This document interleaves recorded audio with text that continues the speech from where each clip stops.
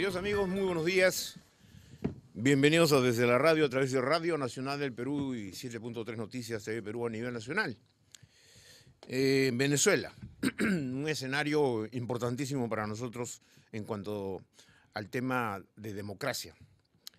La oposición ha logrado por lo menos casi ya unos 100 escaños y probablemente todavía faltan por definir unos 20 más y tendría ya prácticamente el dominio de esta asamblea de Venezuela, que a pesar de las expresiones de los miembros del oficialismo, no han derrumbado absolutamente el intento de los demócratas de enfrentar lo que yo ya comenté el otro día, a un gobierno que está perfilándose hacia una situación autocrática, autoritaria, que no le conviene ni a la América Latina en la que nosotros vivimos y convivimos, ni a todo el mundo, y en particular a un país como Venezuela, que tiene tantísimas posibilidades y potencialidades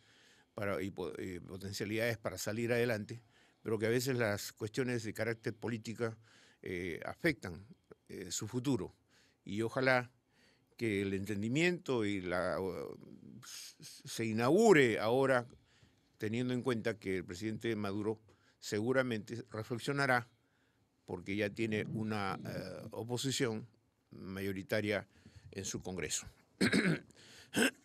Bien, amigos, la conferencia anual de ejecutivos CADE se ha llevado a cabo con la presentación básicamente de los 5 candidatos principales de toda esta larga lista de pretendientes a la presidencia del Perú, y hemos visto con cierto asombro para algunos, para nosotros, para mí en particular, algunas propuestas que no resultan tan realistas como uno quisiera. Por ejemplo, se ha planteado un tren bala. Y yo me pregunto, ¿cuál es lo prioritario? ¿El tren bala o hacer una carretera central que urgentemente e históricamente necesita el Perú? ¿Qué tan importante es un tren de alta velocidad que una Tumbes con Tacna? Si es más importante, probablemente, poner digamos, en la etapa más dinámica y más moderna la Panamericana, ¿no? Donde, ustedes saben, pequeños tramos se han arreglado, como saliendo de Lima hacia el sur, solo hasta Cañete y nada más. Tal suerte que yo creo que las prioridades son las prioridades. Y sobre esos temas podemos hablar mucho, porque finalmente nos encontraríamos con un escenario en el que todo el mundo que hace grandes proyectos, perdonen, cuando hay proyectos o planes prioritarios en el contexto de nuestra economía. Bien, nosotros, queridos amigos, hemos invitado en esta oportunidad, perdonen la garganta está un poco mal. Carlos Paredes es el doctor Carlos Paredes, presidente ejecutivo de Inteligencia Financiera, pero además catedrático de una importante universidad, como es la del Pacífico. E igualmente ha ocupado cargos en la administración pública y en el sector privado de una manera sobresaliente. De suerte que él, como economista, nos va a ayudar a entender mejor sobre las propuestas y sobre el panorama económico que tenemos a puertas, habida cuenta que ya culmina este gobierno, pero tenemos que pensar en el futuro. ¿Qué va a pasar con la economía? Si se reactiva o no se reactiva en los próximos meses, y si el crecimiento de nuestro Producto Bruto Interno va a ser para este año el que se había previsto, o tal vez menos, o tal vez un poquito más, no lo sabemos. Doctor Carlos Paredes, qué gusto saludarle, muy buenos días. Buenos días, muchas gracias por la invitación. Sí, a veces tengo un poquito de la garganta, me va a disculpar, pero hoy ya me agarró un poco. Yo creo que estás influenciado por el candidato PPK, que también está con una carretera. Sí, pues nos hemos quedado. Bien, las propuestas que usted ha escuchado seguramente, ¿usted estuvo en CADE? No. No. Pero casi todos hemos visto por televisión, en vivo, las transmisiones, de tal suerte que antes era casi vital estar en CADE, ¿no? Ahora ya con la tecnología, uno en su celular ya tiene la conferencia a la mano. Correcto. Ahora bien, ¿qué le parecieron las propuestas? En términos generales, ¿eh? Bueno, muy generales. Ya. En general, yo creo que todavía los candidatos no tienen un plan de gobierno propiamente dicho, equipos de gobierno conformados. Esto demuestra un poco la debilidad de nuestros partidos políticos, la falta de institucionalidad política en el país. Creo que hay, a pesar de ese comentario general, hay una diferencia importante en el grado de avance de las propuestas entre los diversos candidatos. Como tú mencionabas, Sí. la anécdota del tren bala es una anécdota. Creo que hay problemas más de fondo, ¿no? La reforma institucional, la reforma del Estado, ese Estado que vemos que no funciona día a día. ¿Cómo vamos a hacer para reformarlo, para modernizarlo? ¿Cómo vamos a afectar la estructura de incentivos que lleve a que los funcionarios públicos efectivamente puedan tomar decisiones? Un tema del cual hemos hablado repetidamente Muchas veces, aquí. claro. ¿No? Entonces, yo creo que esos son temas centrales. Enfrentar la descentralización. ¿Cómo vamos a hacer para fortalecer el proceso de descentralización en el país, fortalecer a los gobiernos regionales y municipales? Ese es otro tema central para el futuro. En materia de política macroeconómica no he visto propuestas muy concretas. Me preocupa, estamos entrando a una fase en que los recursos fiscales no van a abundar como en el pasado, y en este momento hacer propuestas que debilitarían la recaudación es un poco preocupante, ¿no? Si es que no hay una explicación clara de cómo se va a cerrar y cuáles son mis metas de déficit y por qué esas metas son adecuadas para nuestra economía, ¿no? Entonces creo que hay una serie de temas que todavía están faltando.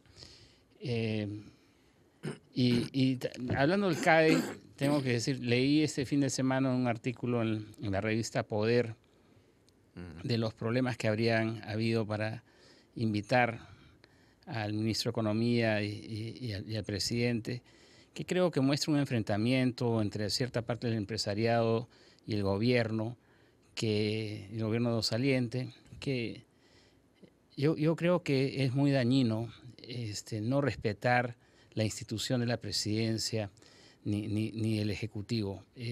Lo digo porque no es la primera vez, es como una vez más en no construir un diálogo y no respetar las formas que deben prevalecer en un país que quiere avanzar. Exacto. Doctor Paredes, vamos por partes, ¿qué le parece? Perfecto. De las cosas que usted con toda puntualidad ha graficado muy bien. Reformas estructurales, ¿ya? Y yo vengo a veces entrevistando a los políticos, ¿no? ¿Y cuál es su prioridad sobre las reformas del Estado peruano? Entonces, por ahí se le ocurre un chispazo y dice, bueno, la reforma tributaria, ¿no? Podría ser, dice, ¿no? O sea, podría ser, ¿no? O sea, no es parte de un plan estratégico que diga, oye, efectivamente, el Perú necesita reformar para lo que usted acaba de decir, modernizar el aparato del Estado y hacerlo mucho más eficiente, eficaz y dinámico, cosa que lo venimos reclamando creo que por décadas, si no me equivoco. Es correcto. Correcto. Sí. Entonces, ¿qué hacer en ese aspecto de la reforma del Estado? Yo creo que hay diversos grados de urgencia. Algunos de los candidatos hablaron, creo que correctamente, de la importancia de enfrentar la reforma del Poder Judicial, que está en estado calamitoso. Obvio. Eso creo que debe estar en la agenda de todos, ¿no? Y qué feo que un expositor de afuera, como el señor Naim, sí, diga que el Poder Judicial del Perú es el más corrupto, ¿no? O sea, claro, la imagen que nos dan, pues, es decir, uno tiene que también proteger la imagen de un país y su administración de justicia, pero parece que eso sí es irradiado por todos lados, que piensan que los jueces peruanos son corruptos. Yo creo que no solamente los jueces, es todo el sistema judicial en el país. Está mal. Nosotros no tenemos un sistema de justicia que funcione, por eso, y no es de ahora. Por eso, a comienzos de los años 90, creamos un sistema de justicia privado que es el tema de los arbitrajes, que mal que bien está funcionando. Pero la justicia es un bien público. Claro, es un servicio. ¿No? Y no puede ser que tengamos que sustituirlo con un servicio privado que es caro, pero al cual las partes van porque es mucho más eficiente y predecible. Y más rápido. Sí, y más rápido que el público. Pero usted emprendería una reforma, o usted está sugiriendo una reforma del Estado en el sentido de partir primero por los poderes, los 3 poderes del Estado. Habría que reformar. Yo creo que es indispensable el Poder Judicial. Creo que en el tema legislativo todos conocemos algunas de las reformas que no se han querido hacer. El tema del voto preferencial. Pero eso es reforma política. Es reforma política, sí. Por eso, en otras palabras, también involucra. Pero por supuesto, por supuesto. Y el Ejecutivo igual tendría que ser mucho más expeditivo. Efectivamente, hay muchas normas que ya tenemos que no se cumplen. Yo creo que al final es un tema de recursos humanos y recursos humanos que sean empoderados para actuar, ¿no? Entonces nosotros no podemos tener funcionarios públicos con miedo a actuar, con miedo al qué dirán. Y eso es lo que tenemos en la mayor parte de los casos. Y por eso tenemos un Estado inoperante. La mejor decisión es no tomar decisiones para muchos de los funcionarios. Para evitarse problemas. Para evitarse problemas. Y lo digo con experiencia. Entonces, creo que ese tema es indispensable. Y ese es un tema transversal a todas las instituciones. Tomando en cuenta, y para, digamos, graficar un ejemplo, ¿ya? Con un ejemplo. ¿Usted eliminaría, por ejemplo, en el caso de que usted tenga que sugerir o tenga que tomar una situación práctica, el SNIP? De ninguna manera. Yo creo que ese es el tipo de declaraciones que hacen daño. El SNIP, el Sistema Nacional de Inversión Pública, lo que ha hecho es prevenir que dilapidemos recursos públicos. A pesar del SNIP, hay una serie de proyectos que se dan que nunca deberían darse. El SNIP hay que perfeccionarlo. Plantear eliminarlo creo que es una propuesta que debe ser revisada. Que no es realista, digamos. No debe ser. Tomando en cuenta que los gobiernos, por ejemplo, subnacionales, locales, no, o sea, a veces pierden el control de sus propias esferas, ¿no? O sea, un gobierno regional, por ejemplo, comete tropelías y media con los recursos. ¿Por qué? Porque dice, bueno, si no me lo aprueban, bueno, he visto que el otro día dice que van a tirarse abajo un edificio construido para aduanas que ni siquiera, o sea, costado mucho dinero y finalmente lo van a tener que derruir. Entonces, esta forma de, no sé, tan irresponsable de ejecutar obras sin planear, sin saber cuál es su futuro de esa obra, ¿no? Y yo creo que eso, más que el SNIP, refleja la debilidad de los gobiernos locales y, ¿no? regionales, los cuales tienen que ser fortalecidos. Nosotros, yo creo que el dar mayores decisiones y mayor rol a los ciudadanos a nivel de esos gobiernos es importantísimo y es un avance. El haber delegado funciones y responsabilidades, pero también se les debió haber capacitado, darle los recursos humanos, los recursos financieros, la capacitación. Y eso no está. Uno habla con muchos de estos gobiernos y no tienen experiencia, no saben qué es lo que tienen que hacer. No saben cómo relacionarse con el gobierno central. Usted, al momento de escucharlos, se habló de la eventual utilización, creo que esto lo planteó Alan García, del Fondo de Estabilización, ¿no? O sea, de unos recursos que están para emergencias. ¿Usted los utilizaría? ¿Usted lo recomendaría su utilización? Yo creo que es indispensable dar... Para un shock de inversiones, dijo, ¿no? No, yo creo que eso es algo que su exministro Luis Carranza está proponiendo hace tiempo, este shock de inversión pública. ¿Utilizando esos recursos?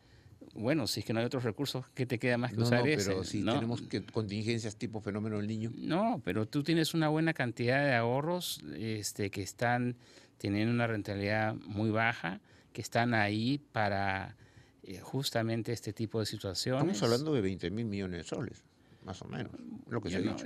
Yo creo que nosotros necesitamos hacer un shock de inversión pública.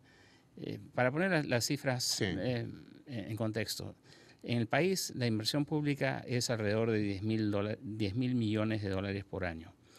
Ese es el estándar, ¿no es cierto?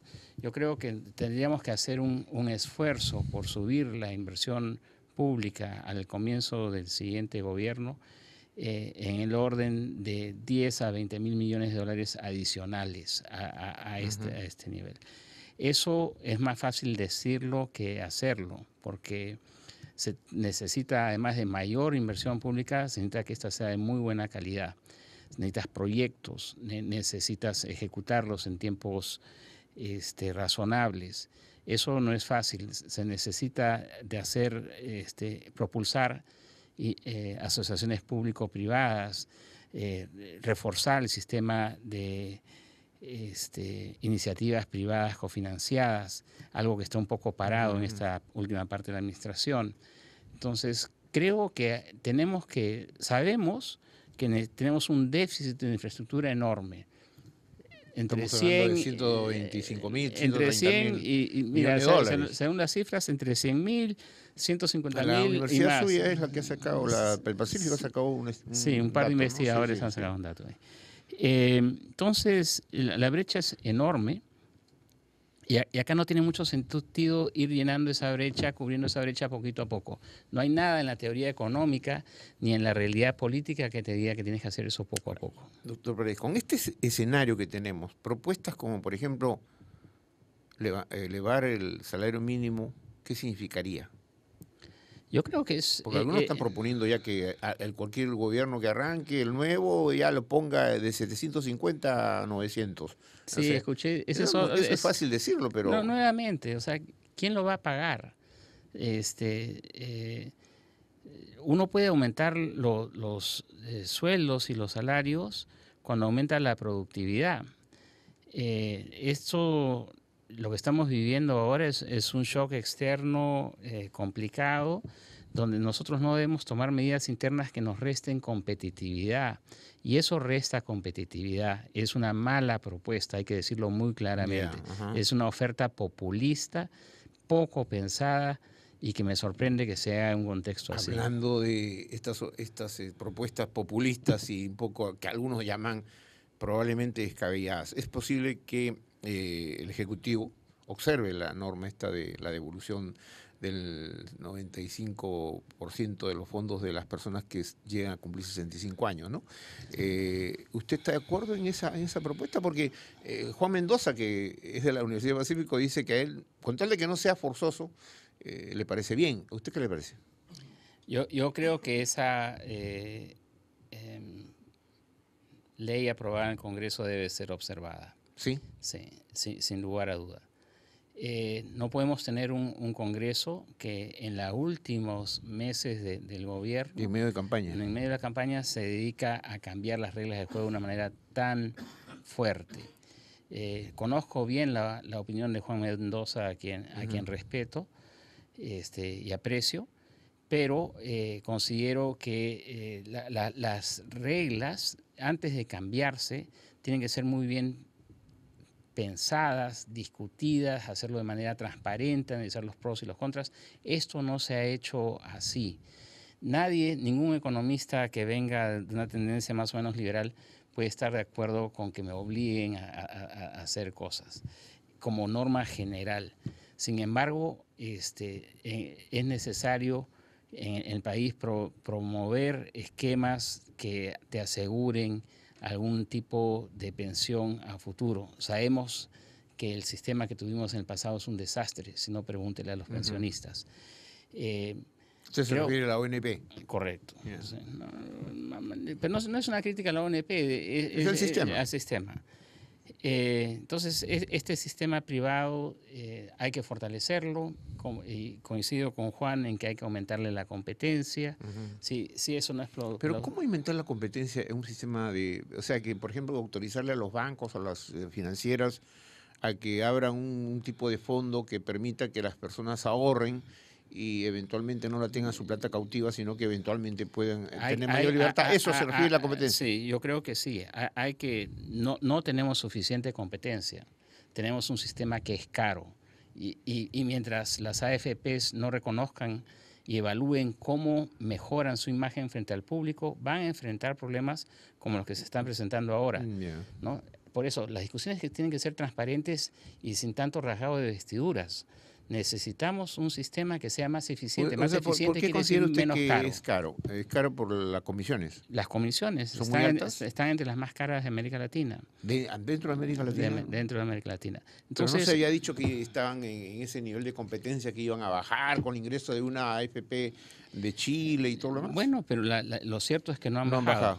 ¿No? Entonces, y el pensionista o el futuro pensionista tampoco está informado, pues, ¿no? No sabe qué se está haciendo. No. Hay una deficiencia ahí, ¿no? Sí, es correcto. Ahora, y se da cuenta que le estoy preguntando de todo lo que han dicho los candidatos, porque son casi ofertas que ellos no plantean al electorado. Sí, las preguntas tuyas están siendo como un popurrí de preguntas que es refleja el popurrí de ofertas que Exactamente, ¿no? ¿Por qué? Porque a mí me preocupa, y creo que a usted también como economista le preocupa que se empiecen a lanzar tantas propuestas para sorprender probablemente yo no quiero entrar en ese detalle, pero a veces uno piensa la buena fe del elector, ¿no? Es decir, yo te ofrezco 1 millón de empleos, yo te ofrezco bajarte los impuestos. A propósito, ¿es conveniente bajar los impuestos? Yo creo que no. Porque si el nivel de recaudación por la informalidad es muy alto, ¿no? O sea, muy alto en el sentido de que no se recauda, porque ahí la informalidad es muy alta, ¿no? O sea, la informalidad en el Perú casi es el 70%. No paga impuestos. Alberto, yo creo que la informalidad en parte es grande porque es muy costoso ser formal. Entre ellos está el tema impositivo, entre ellos está el tema de la seguridad social y las demás rigideces que hay en el mercado laboral por formalizarte, que no solamente son impuestos. Está el tema de la estabilidad laboral. Pero que esa estabilidad es relativa también, ¿eh? No sea, no ¿Sí? estoy ¿Usted seguro. cree que No, yo creo que han habido retrocesos importantes Yeah. en la jurisprudencia. Tú no puedes encarecer ni entorpecer el proceso de creación de puestos de trabajo en un país que lo que necesita es puestos de trabajo formales. Y eso es lo que hemos visto que ha estado pasando. Creo que es importante en materia laboral no encarecer la creación de trabajo formal. No ofrezcamos subir sueldos de manera unilateral. No entorpezcamos la movilidad del trabajo. Si yo te quiero contratar, no me obligues a casarme contigo. Oye, no sé si te acuerdas de tu época en que enamorabas a chicas, Sí. ¿no? Si te obligaban a casarte con ella para salir al cine, no la sacabas al cine. ¿No es cierto? Entonces no podemos obligar a la gente. Yo te contrato y listo, estoy casado contigo de por vida. Así no es. Entonces lo que estamos fomentando es que no te contrate formalmente. Y eso es lo que estamos viviendo como economía. Pero más cuando el escenario económico cambia permanentemente en el mundo, ¿no? O sea, correcto. En este momento estamos casi afrontando probablemente peores condiciones económicas internacionales, al punto que después de la reunión de gobernadores del Banco Mundial y del FMI, se dijo que los capitales, si bien es cierto, existen en el mundo, pero difícilmente podrían recalar aquí en América Latina. Sí, hay un tema además de más incertidumbre a nivel mundial y de enfriamiento de la economía mundial. Yo creo que yo no soy pesimista con respecto a nuestras posibilidades. Yo creo que podemos volver a crecer al 4,5% por año. Eso es a lo que debemos apuntar. ¿Se puede llegar a 6? No creo. Así como alguien lo ha propuesto en el CADI. Llegar a un 6 de crecimiento del PIB. Es que más importante que a lo que tú llegues es a que a lo que llegues lo hagas de manera sostenible. O sea, sostenida a lo largo de tu mandato y para el siguiente mandato. No es posible, bajo las actuales reglas del juego institucionales en el país, regresar al 6%. No es posible. Así de simple. Ya, o sea que no es que también nos olvidemos de la eventual futura bonanza, sino que esa bonanza que tuvimos hace 10 años atrás ya no es posible reeditar. No, porque no tenemos el contexto externo que tuvimos. ¿Pero qué se puede hacer? Por ejemplo, ¿qué pasa si mañana más tarde? Aprovecho lo que acabas de decir. Acabo de publicar este libro que se llama De la bonanza a la desaceleración. Muéstralo en pantalla, a ver, por favor, para que lo vean en pantalla. ¿No? De la bonanza a la desaceleración, y ahora, ¿qué hacemos? De ahí la flecha va en caída, o sea, hay una rebalada del dibujo que grafica. Pero yo creo que la parte importante es esta, ¿y ahora qué hacemos? ¿No es cierto? Sí. Creo que podemos hacer mucho. ¿Cuánto hemos desacelerado la economía? ¿Cuánto? Realmente. Bueno, la economía si dice, tú debes ir por esta vía, a 100 kilómetros por hora, ¿no? Pero ya no es posible. Entonces, ¿ahora cuánto vamos? ¿A 20? ¿O cómo es? Para graficar mejor el tema. ¿A cómo estamos desacelerados en Mira, economía? antes veníamos creciendo. Déjame hacerte Sí. el siguiente ejemplo. La población del Perú crece más o menos al 1,5% por año. Antes crecíamos al 6,5%, entonces el PBI. Entonces el PBI per cápita crecía al 6,5 menos ese 1,5 crecía al 5%. Al 5, correcto. ¿Ok? Ahora estamos creciendo entre 2,5 y 3. Es decir, en términos per cápita estamos creciendo entre 1 y 1,5. Entonces, si tú me dices, ¿cuánto nos hemos desacelerado? De 5 a 1. Entonces, cuando tú me decías, de 100 a 20, sí, señor. Eso es lo que ha pasado. Eso es lo que ha pasado. No, pero déjame Sí. decirte, eso no se debe exclusivamente a políticas y a problemas internos. Se debe en gran parte al shock externo. No reconocerlo es mentirle a la gente. Ahora, ¿cuánto podría afectar para la economía el eventual ajuste en enero? Estamos hablando de enero, ¿no? De los ajustes de la tasa de interés en los Estados Unidos. Sí que efectivamente se decide por ese ajuste que parece ser que es inevitable. ¿Cuánto nos podría afectar a nosotros? Yo creo que lo que va a pasar es que el tipo de cambio va a seguir Porque subiendo. la Reserva Federal ya casi como que lo ha anunciado, ¿no? Sí, Lo ha anunciado sí. ya. Y es sano porque evitas que se produzcan nuevas burbujas. No sé si evitas, reduces la posibilidad de que se produzcan nuevas burbujas, que es lo que nos llevaron a la crisis del 2008-2009. Claro. Yo creo que tenemos que vivir pensando en que eso va a pasar y que nuestro Banco Central va a tener que subir su tasa de referencia y que vamos a tener que vivir con un tipo de cambio más alto. Y eso es bueno para la economía. Ya no tenemos el boom de los commodities, de los minerales. Pero sí las exportaciones. Pero las exportaciones no tradicionales deberíamos beneficiarlas con una. Pero ahí tipo de habría cambio que más reactivar alto. varias cosas, pues, mi querido doctor, porque usted lo sabe perfectamente bien, mejor que yo. Es decir, reactivar la diversificación productiva, ¿no es cierto? Para que la agroindustria, por ejemplo, y todos estos aspectos sean potenciados, porque si no, ¿qué cosas vamos a vender con valor agregado? Pero ahí este gobierno ha hecho un esfuerzo importante y creo que es importante reconocerlo. Sí. El Plan Nacional de Diversificación Productiva creo que es un esfuerzo que nos obliga a pensar en ese tipo de políticas, en qué es lo que podemos hacer desde el Estado. O sea, como proyecto es bueno. No, por supuesto. Pero que el bueno. tema es cómo ejecutarlo. Claro, y con qué Estado hacerlo, ¿no? Y cómo traigo. Pero no puede ser un Estado populista, ¿no? No. De ninguna manera. Hay que traer a técnicos que complementen el esfuerzo privado. Creo que se está avanzando.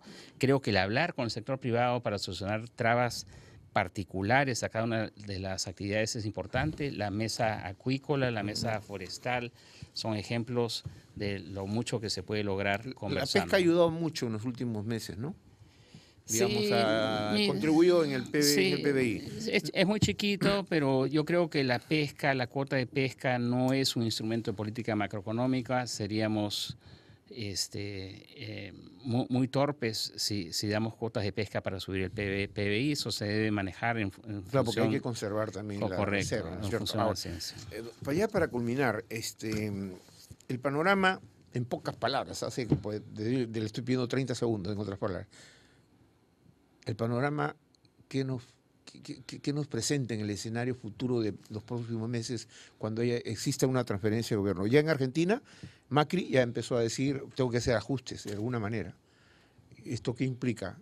Con lo que tenemos nosotros, que eventualmente el nuevo gobierno tendría que hacer ajustes, ojalá no traumáticos, pero ajustes. No, yo no creo, por suerte, nosotros no estamos viviendo ni la vida, ni los problemas de la Argentina, y ni mucho menos los de Brasil o los de Venezuela.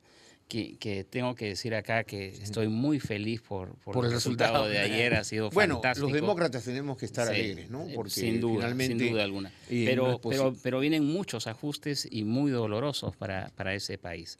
Nosotros no tenemos esos problemas. Pero creo que el que haya una campaña y tengamos un nuevo gobierno que se va a inaugurar en julio, que lo más probable es que siga con el modelo económico, tratando de perfeccionarlo, es positivo. Muchísimas gracias, doctor Carlos Paredes. Ha sido muy ilustrativa, muy didáctica su intervención. Gracias. Le agradezco a ti. muchísimo. Nos vemos. Queridos amigos, faltan 18 días para Navidad, 24 para Año Nuevo y 155 días para las elecciones. Así estamos contabilizando aquí en Radio Nacional para ir tomando más o menos el pulso día a día qué es lo que está pasando. Las últimas noticias que tengo en la mano es que ya se considera histórica la victoria de la oposición en Venezuela. Y por otro lado, caso Burga. A Burga lo están llevando ya al Ministerio Público para que empiece a declarar sobre los que le acusan, ¿no? Actos de corrupción o de soborno en la FIFA. Bien, queridos amigos, agradeciendo a nuestro invitado su excelente exposición, obviamente que lo comprometemos en algunos días más para saber cómo marcha nuestra economía. Desde la radio, a través de Radio Nacional del Perú y 7.3 Noticias TV Perú a nivel nacional, que tengan ustedes un buen día.